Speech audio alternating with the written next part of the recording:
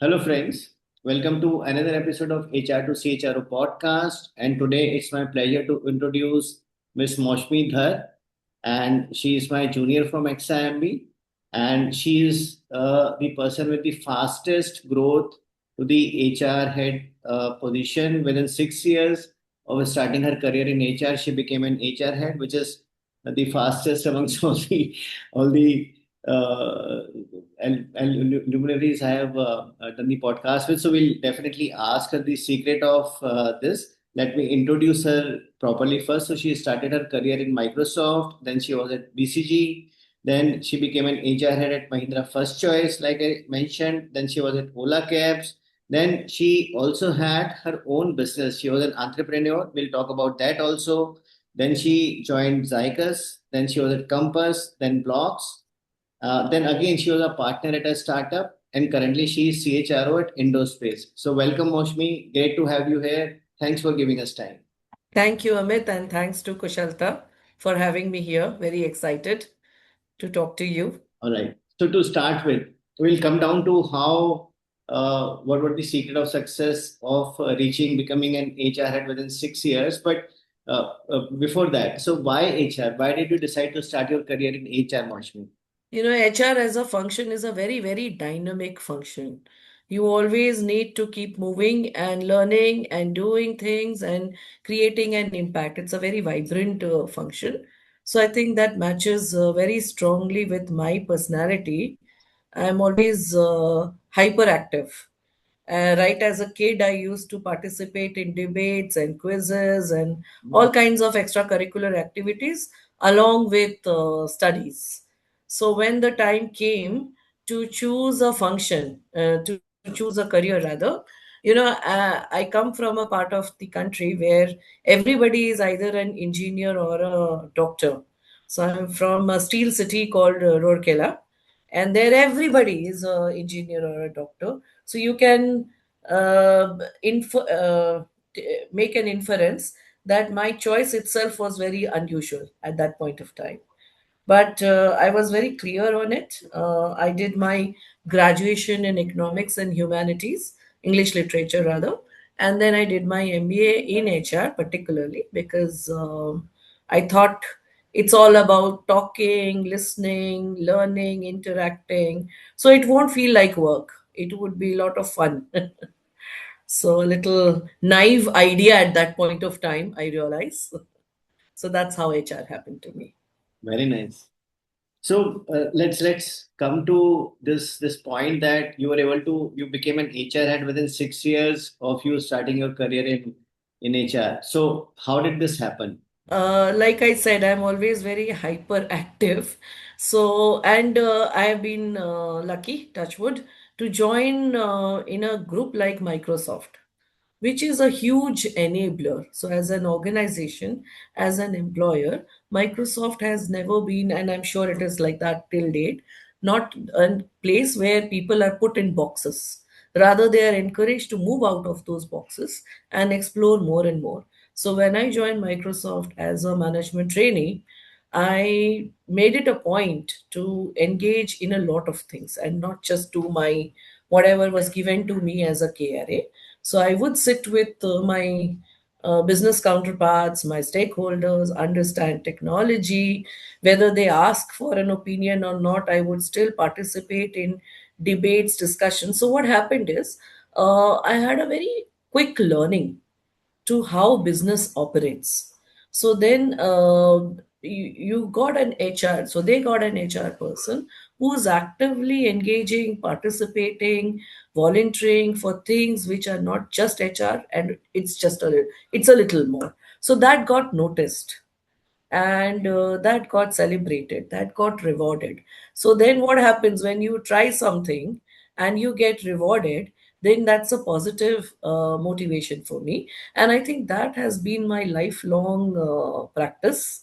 In all my function, in all my journey, I've always worked very directly with CEOs, with business heads, with industry leaders, and I make it my habit to partner with them and talk to them and learn from them and hear from them. So nobody needed to tell me. Nowadays, HR people are being told that you have to know business, you have to learn business.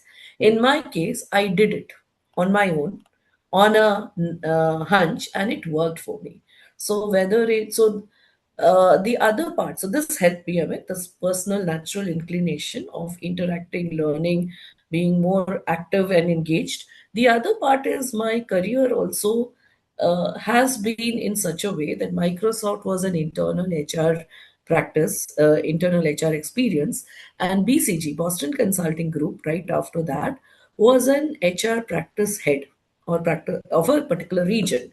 So I became a strategic consultant in the field of HR. So then you also get a first-hand experience of designing HR solutions, understanding client perspective for people and practice areas. That gives you an outside-in perspective. So an inside-out experience and an outside-in experience acts like the complete circle. Correct. So when I interviewed with Mahindra, at that time I was very young, and when I talked to Mahindra First Choice, the CEO, and the director, and Mr. Rajiv Dubey, who was then the global head of HR for Mahindra, they found that energy and that learning very useful because Mahindra First Choice was a very dynamic, smaller group of Mahindra. So they also needed an HR person who is looking at being flexible and agile and bringing in quick changes instead of creating something on a bigger canvas of work. So that has helped me. That is how I landed my first HR head role. And I must say this, Amit, I have been lucky and thankful to people. A large part of my journey has also been due to word of mouth references. People who have worked with me in the past somehow find it in their memory and heart to recommend me whenever they feel there is an HR position which needs a lot of innovation, change, agility, and partnership with the leadership. So that kind of model has worked for me. Very So nice. that has been the story. Very nice. So, see, some things are standing out. See, one was extracurricular activities, like you said. So, always trying to excel, going beyond the studies only, or going beyond the KRAs or KPIs, so as to say, and try to do more.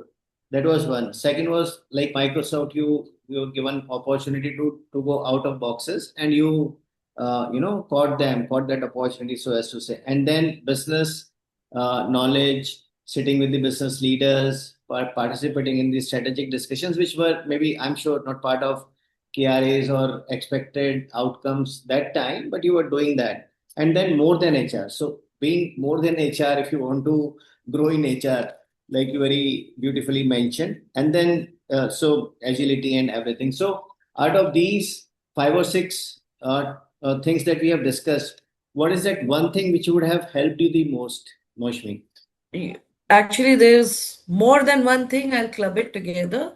One is willingness to learn, Very nice. and the other is acute focus on innovation.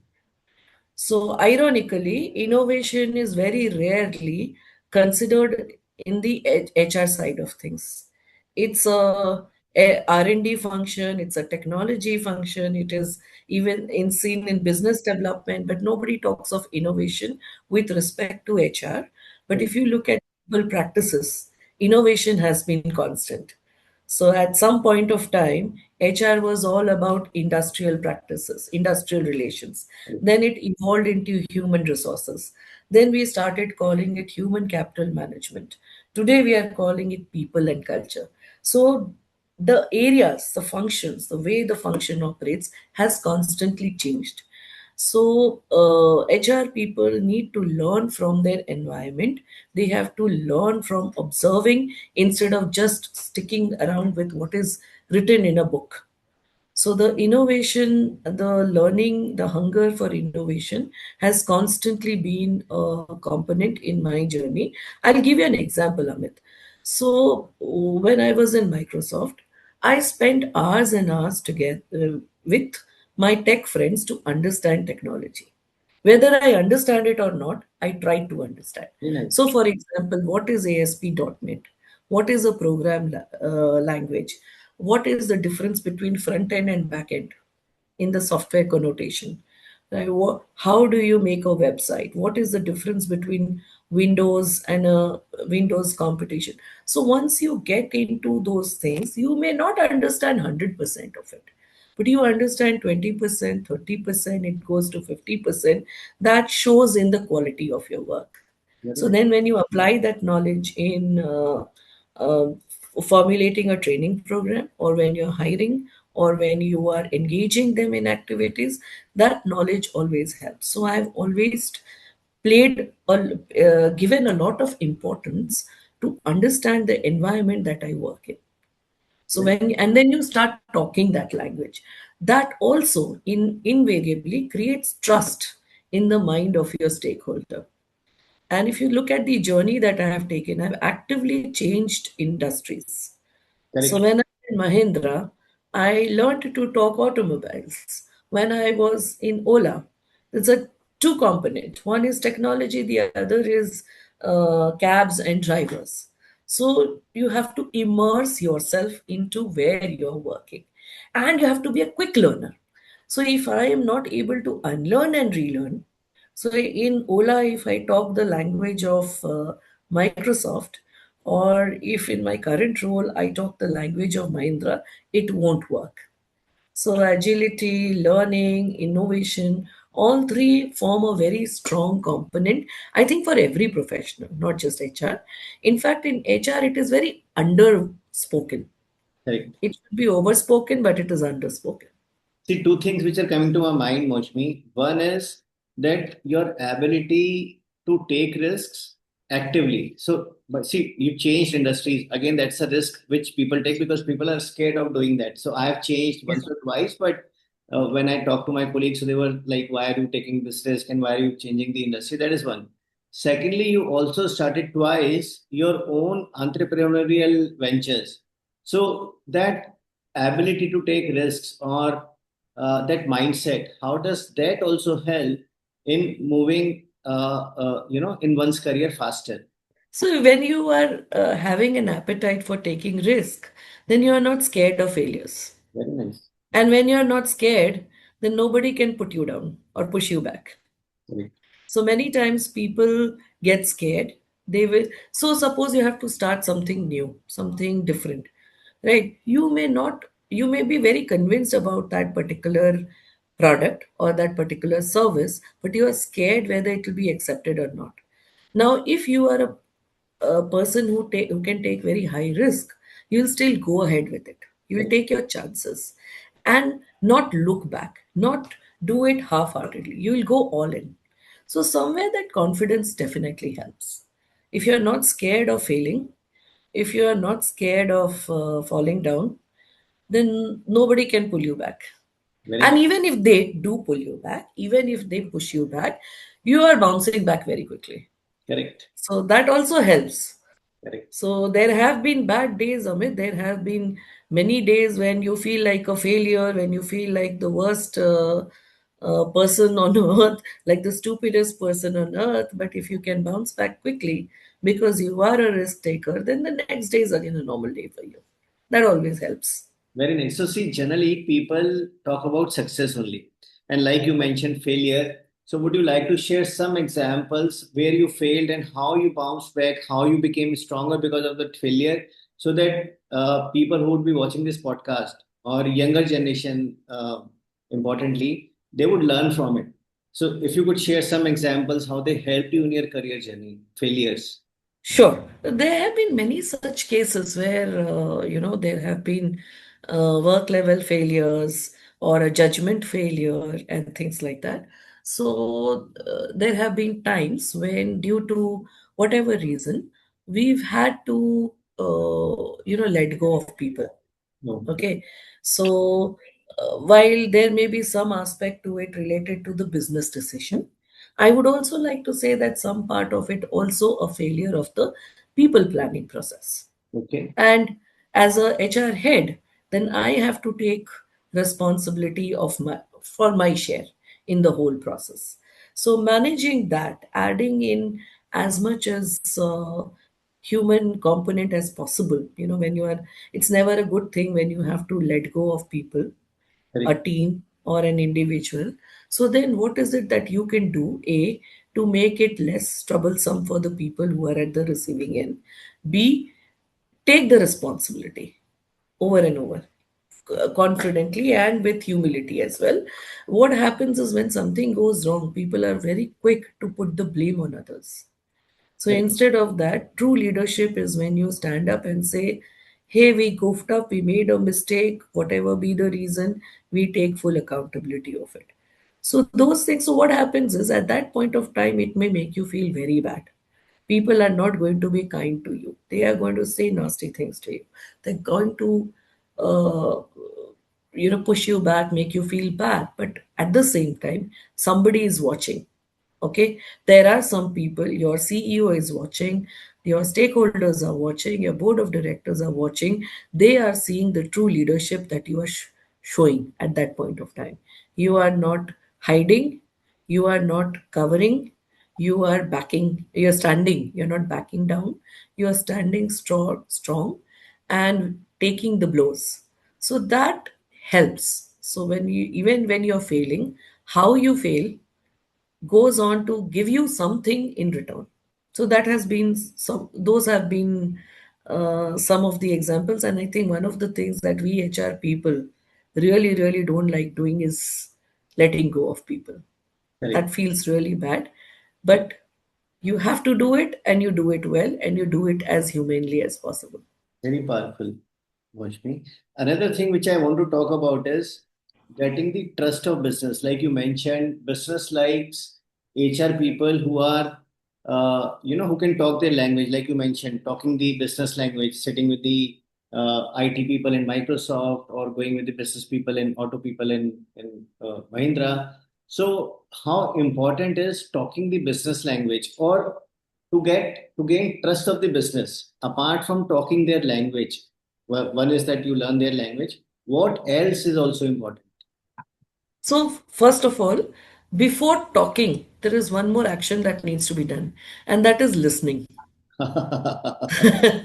So, the best way of talking business language is to listen to them quietly and making notes. And by the way, something as simple as making notes can be your lifesaver. In whatever form you make, you write, you note, you record, whatever it is, it helps. So you listen, you absorb, then you learn, and then you replicate. And when you replicate, it's important that you have understood the core essentials. Don't parrot it out. Understand and then give your version of it. That is an ongoing process. So I'll give an example, a great learning that I learned from a CEO, which has helped me become a better trainer. So this is when I was working in Zycus. I was managing global HR practice for this company. This is a SAP-based tech product. The presence of the organization is in every continent, very big organization.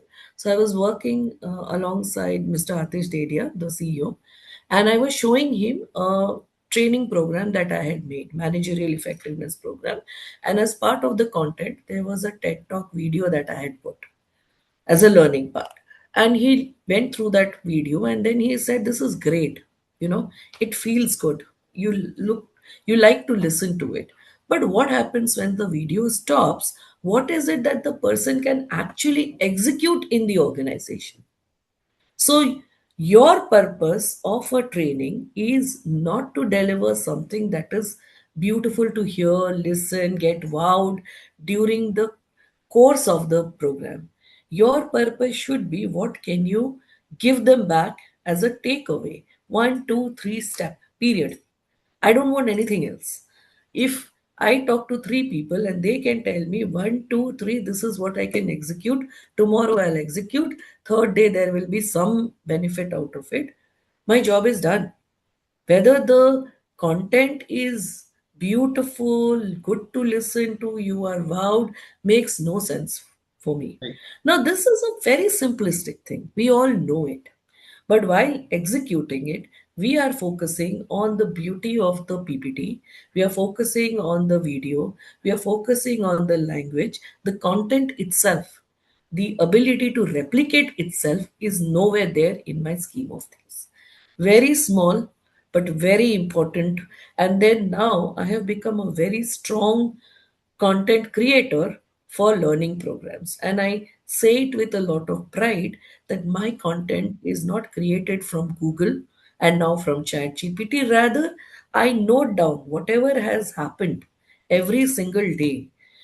This problem happened with this employee. This is an issue that happened in this team. You convert all of them into case studies, find solutions to it. That becomes your content.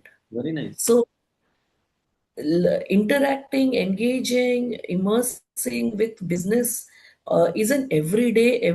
You have to become that person. You have to understand it to the extent that you are living it for them. That's how you sharpen your skills, and it has to be an everyday thing. By the way, can't do it like I will do it tomorrow. I'll do it day after tomorrow. It doesn't work that way. It's a mindset thing. So Yeah, yeah, business outcome focus is a mindset thing. mindset thing, and it's an everyday thing. How can people acquire this, especially people at the younger level? How do they acquire this mindset? Just today, I was telling one of my colleague, one of the things which I think we need to know is when we listen, just listen. Very nice. Everything doesn't need a response. Everything doesn't need a reaction. Why it is important is when we are focusing so much on the response and the reaction, the listening gets reduced. Correct. So I think one of the key important things from a learning perspective, how to have that mindset is train yourself, force yourself only to listen for some time. Don't give in to that nudge that your brain is giving you. I have to respond to it. Because then you're diverting your energy to framing a nice response instead of listening and absorbing what the other person is saying. It takes time, by the way, Amit. It is a very, very strong reaction that people have, or a strong human tendency to react, to answer, to reply, to respond. It takes a lot of self management to not give in to that and just absorb and immerse. But Correct. that helps. It really helps. It's very. I'm still learning it. My wife says that I I am not that good a listener that she would want me to be, but in my defense, I say I'm improving. I'm also not a good listener. I may be saying all of these things, but it is an adapted skill. It doesn't come naturally. Correct. So, see, we have talked about so many secrets of success, Moushmi. So, extracurricular activities, like I again mentioned, having the business knowledge, strategic outlook, willingness to learn. Again, this willingness to learn, again, if this is one takeaway which people who would be watching our podcast would take, then even that is so powerful. And some thoughts on that, on why learning is so important. Willingness to learn is so important, Moshmi. Learning is how you survive, right? How you thrive.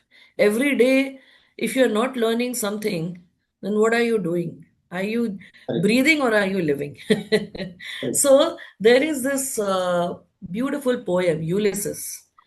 Greek, translated from a Greek epic, wherein it compares learning to the sky in the horizon. So if you look at the sky, you feel I cross this field, I can touch the sky. I'll cross this river and I'll touch the sky. I cross this road, I can touch the sky. The road will come and go, the sky keeps moving again and again and again. So learning is like that. The more you learn, the more you get knowledge, the more there is to be undiscovered. So if one is very self-satisfied and think I have learned and done and heard and understood whatever I have to do, then I think that is the beginning of the end. And by the way, Amit, another point, actually doable, implementable thing that I have done, which helps is leave your ego aside and make friends, build a social circle that inspires you. When you are with people who are always doing things that you want to do, not in terms of I visited this place and I had I bought this, not that kind of inspiration, emotional, intellectual inspiration. They're always doing something, they're learning, they're reading, they're participating here, they're doing this, they've discovered this. That inspires you to be like them. Correct. You listen to them, you will automatically feel elevated. So it's like a big wave. You're riding the wave, you're also getting elevated. So right from Microsoft days to BCG to till date, I have thankfully cultivated the friendship and the social acquaintance of people who I'm always learning from. So I'll give an example. Say Bhavish Agarwal, who's the CEO of Ola. He used to intern at Microsoft, and he used to sit for hours doing things, and nobody paid attention to him. So, but we used to look at him and wonder, "ये कर क्या रहा है?"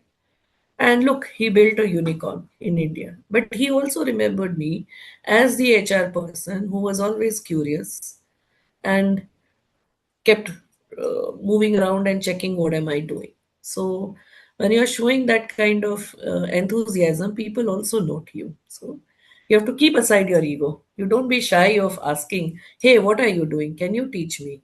I also want to do this. Can you show me how to do? So just leave aside your ego and do it. And by the way, Amit, I would like to mention I'm by no means successful. Not at all. I'm just trying to do my bit every Very day. nice. Very nice. So humble of you.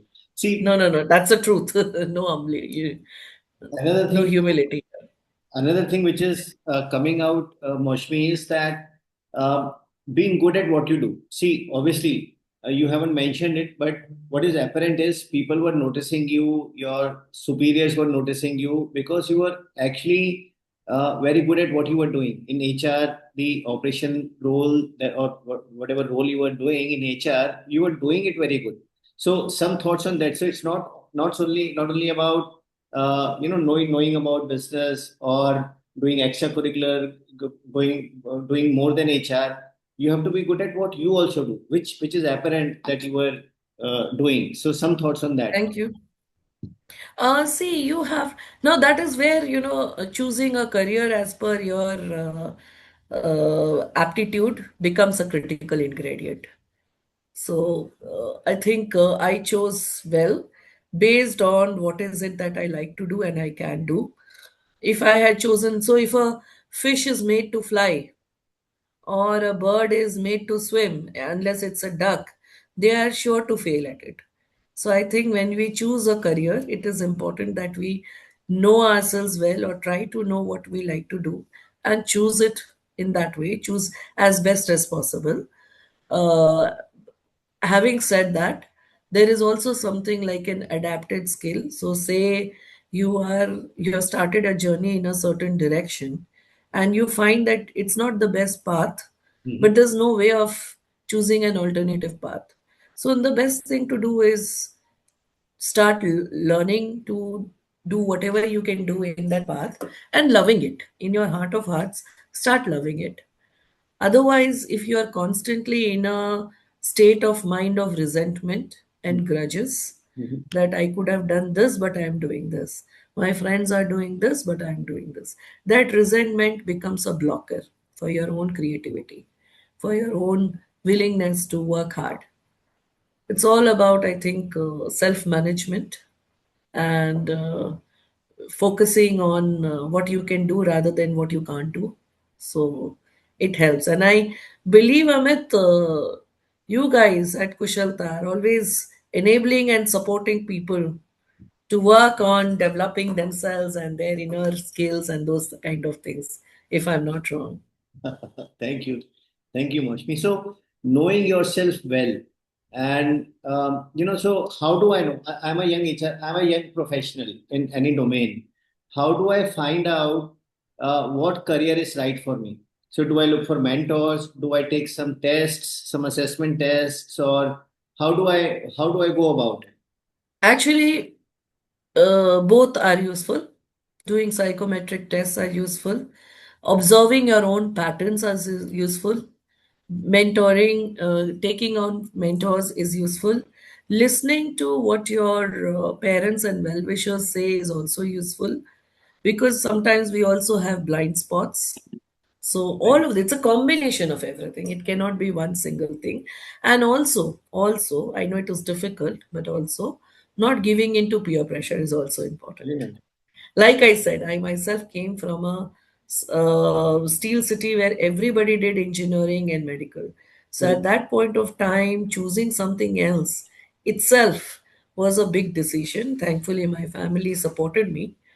So not giving into peer pressure is also important.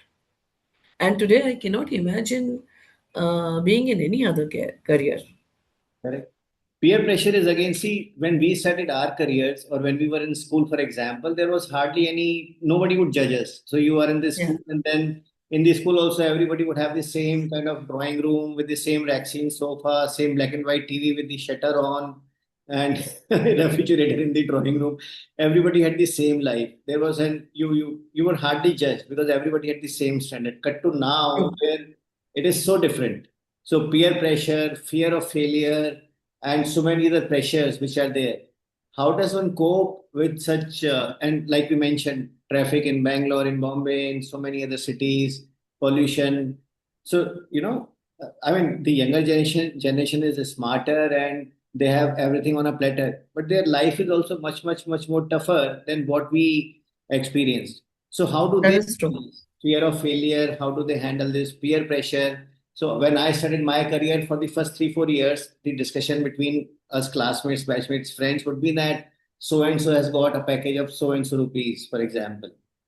And but that time it was True. different, so it didn't used to feel that bad. I don't know how it's now. So how does one handle that, Mushmi?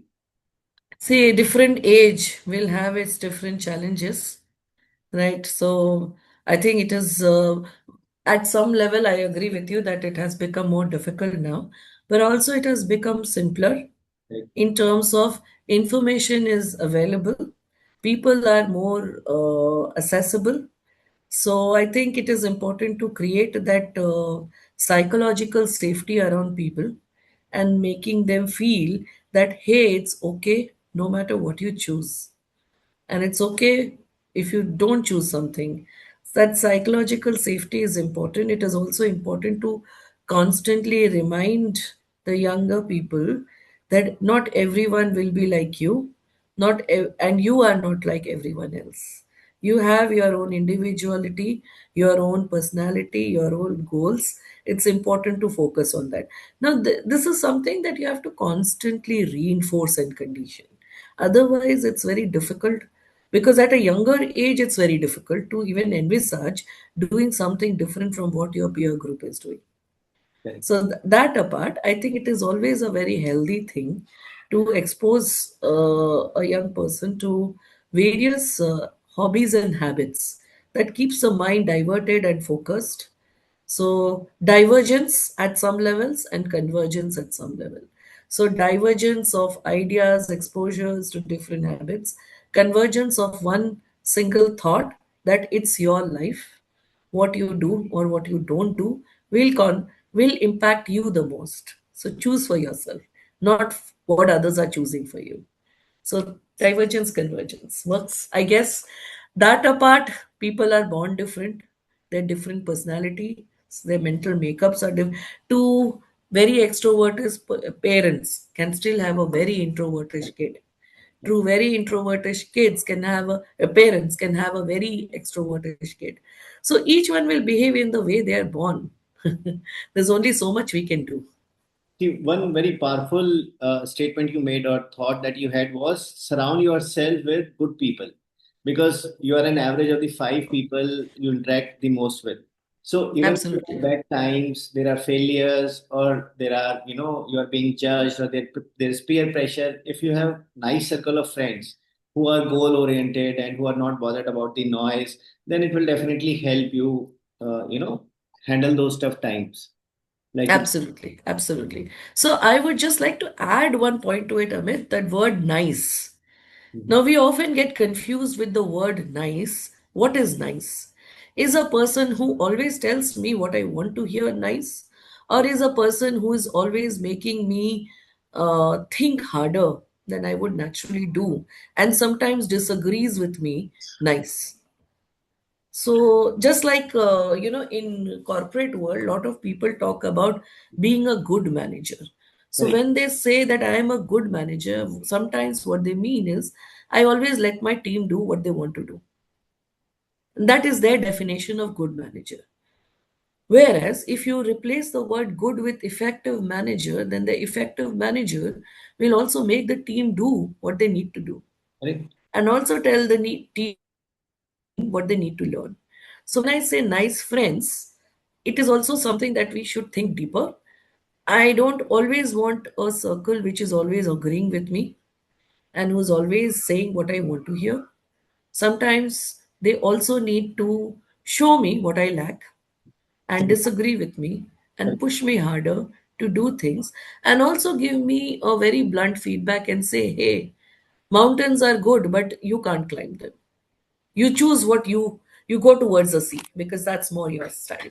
That needs also to be shared. So correct, that's a important point that we all need to remember. Your natural inclination will always be to drift towards a person who makes you feel good. correct. That's always a natural inclination. So we'll have to think a little more than just following that. Very powerful, very powerful. So, see, I want to talk about how should a young HR professional plan his or her career for the first 5 years. Should they, seven, eight subdomains in HR, acquisition or rewards and recognition or talent management. So, or business or learning and development. But before that, see, over the course of your journey, the so many risks that you took, some interesting anecdotes, some challenges that you faced, and how did you work around those challenges? So some things if you would want to share, Moshmi. Sure. Let me start again. First time that I joined the corporate world, Microsoft, and there was an incident which left a very deep impact on my learning and mindset.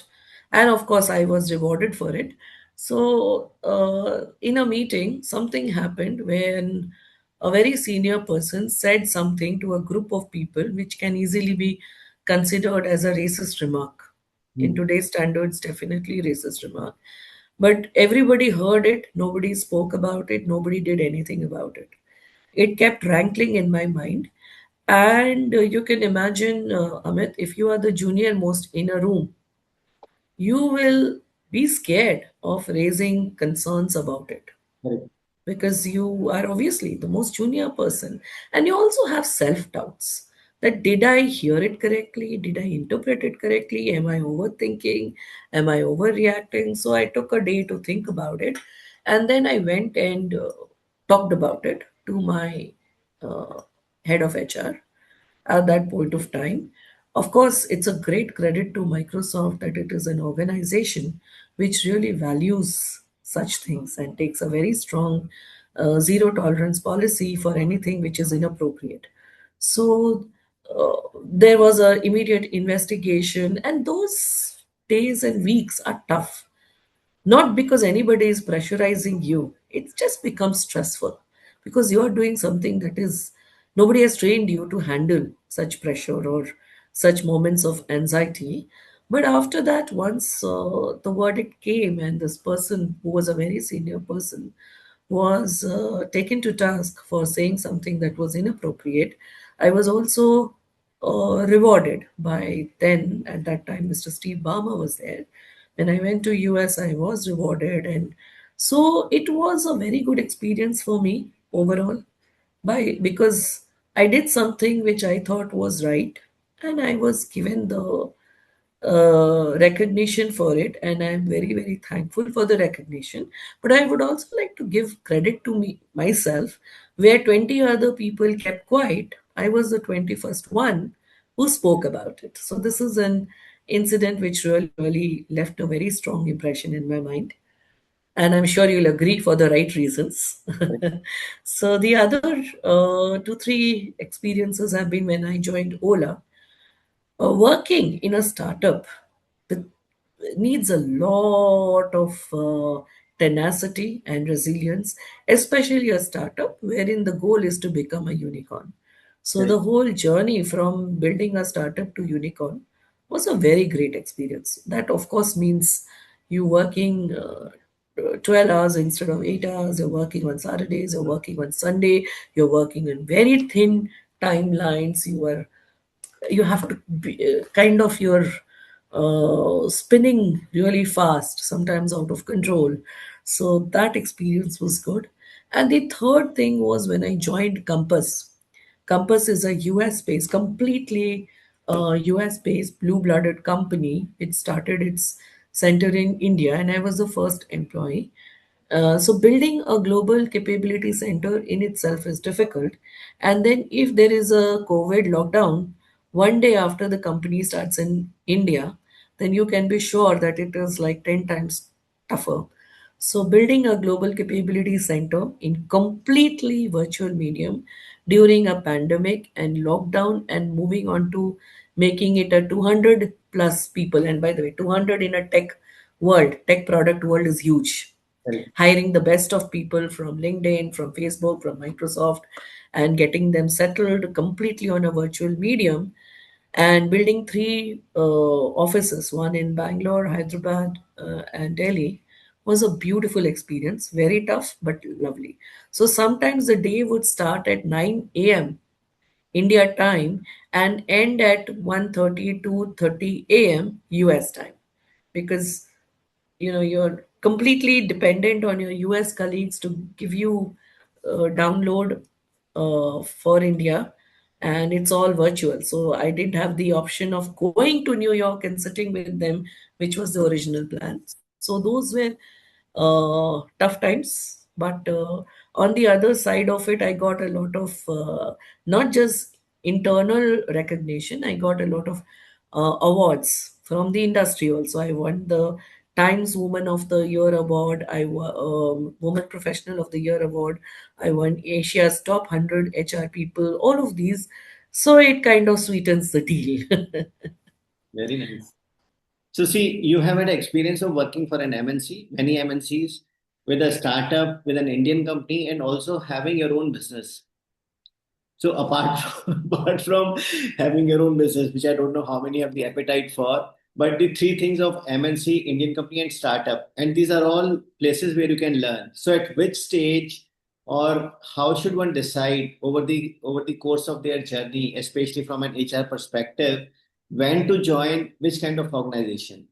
I would suggest that when you're starting your career, that time you have a lot of energy, lot of ability to, change gears, be flexible, be agile. So you take a lot of risk at that point of time. So if you want to join a startup, join them.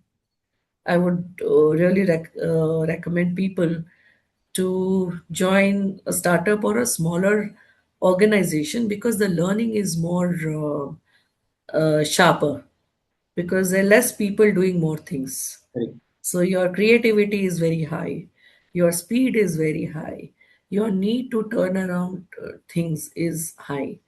So your learning will be faster and sharper.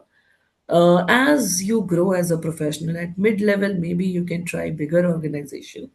It Mhm. also depends on your stage of life. If you have a lot of personal responsibilities and you want to take it a little slow, a bigger organization helps. Also, if you want to take some time in getting to know one core aspect of HR, then Mhm. also a bigger organization is better. At a smaller organization, you're expected to be master of all things. In Mhm. a bigger organization, you get an opportunity of being in one particular function of HR for a long time before you can even need to think of moving to another part. So if you have joined L&D, you can make an entire decade in L&D before even looking to another part of it.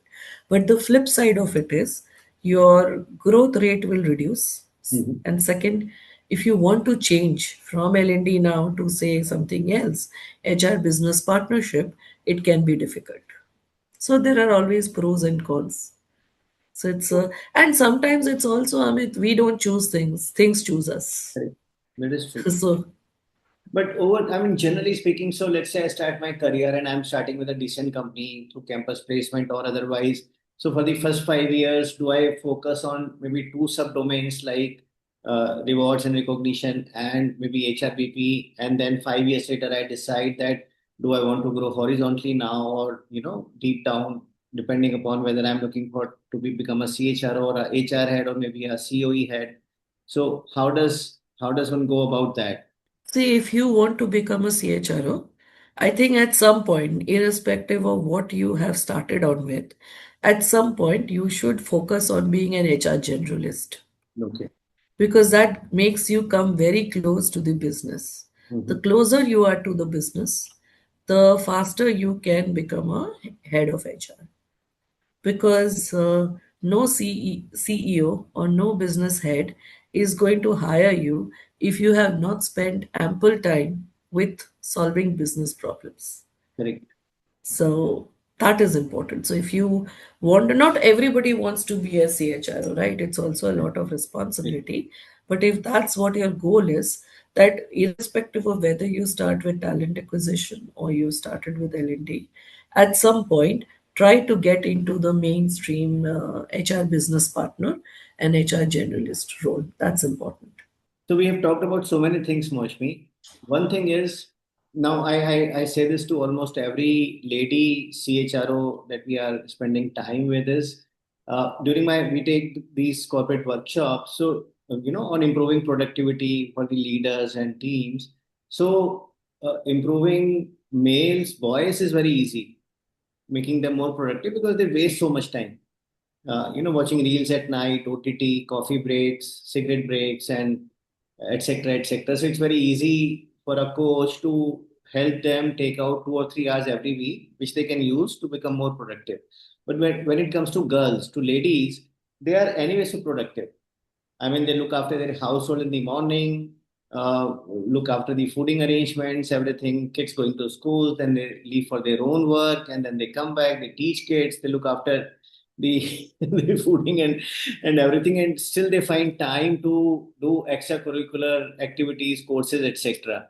So how do you girls manage it, and how should a young HR professional manage time per se? So there's a lot of bias, I'm sure, if I say what I'm going to say. That is, I think women are just born superior. That is why I agree. There is research And also. sorry, There is research also to prove that the 3% more intelligent, the connectivity between left brain and right brain is better in women. So I I'm so glad to hear that. So this is just a cheeky response. Don't take it seriously, but I was just going to say you don't need to improve perfection. But that apart, I think women are better suited for multitasking. correct. So, and today workplaces need a lot of multitasking. So, it is a natural fit for women. But when it comes to coaching, learning, and improving productivity, women also need to sharpen their skills. See, everybody needs to sharpen their skills. Nobody can sit back, relax, and say, hey, I know what I need to know. It never works like that. So for women, I think when we talk of coaching and the productivity topic comes, then it has to be a more flexible, it's not restricted to time and space constraint.